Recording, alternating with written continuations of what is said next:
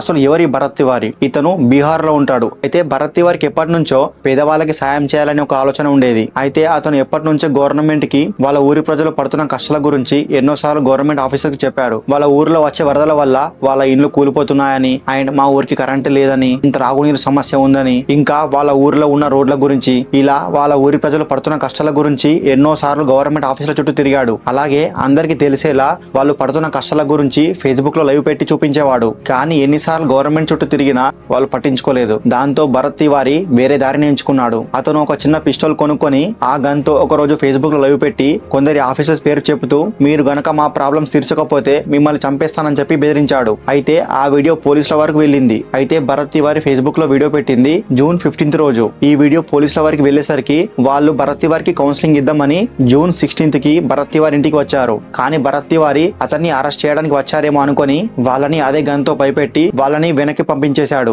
కానీ భరత్ తివారీ అనుకున్నట్టు వాళ్ళు వెనక్కి వెళ్లిపోలేదు. ఆ వీడియో పోలీసులు చూసి పోలీసులు అతన్ని ఎప్పటికప్పుడు అబ్జర్వ్ చేస్తూనే ఉన్నారు. అలా ఫాలో అయ్యి ఎవ్వరు లేని చోట ఒక పొలాల మధ్య అతన్ని బ్లాక్ చేశారు. ఆ తర్వాత అతని జీబ్ లో ఎక్కించుకొని ఎవ్వరు లేని చోటుకి తీసుకెళ్లారు. మేము అతన్ని తీసుకెళ్లేటప్పుడు అతను మాపై గన్ తో ఫైరింగ్ చేశాడు. సో మా సెల్ఫ్ డిఫెన్స్ కోసం మేము అతను తొడలపై కాల్చామని చెప్తున్నారు. మేము హాస్పిటల్ కి వెళ్లేది కొంచెం లేట్ అయ్యింది. సో దానివల్ల ఓవర్ బ్లీడింగ్ అయిపోయి అతను చనిపోయాడని చెప్పేసి చెప్తున్నారు. ఈ విషయం ప్రజలకు తెలియగానే మొత్తం 1500 మంది రోడ్డుపైకి వచ్చి ప్రొటెస్ట్ చేశారు.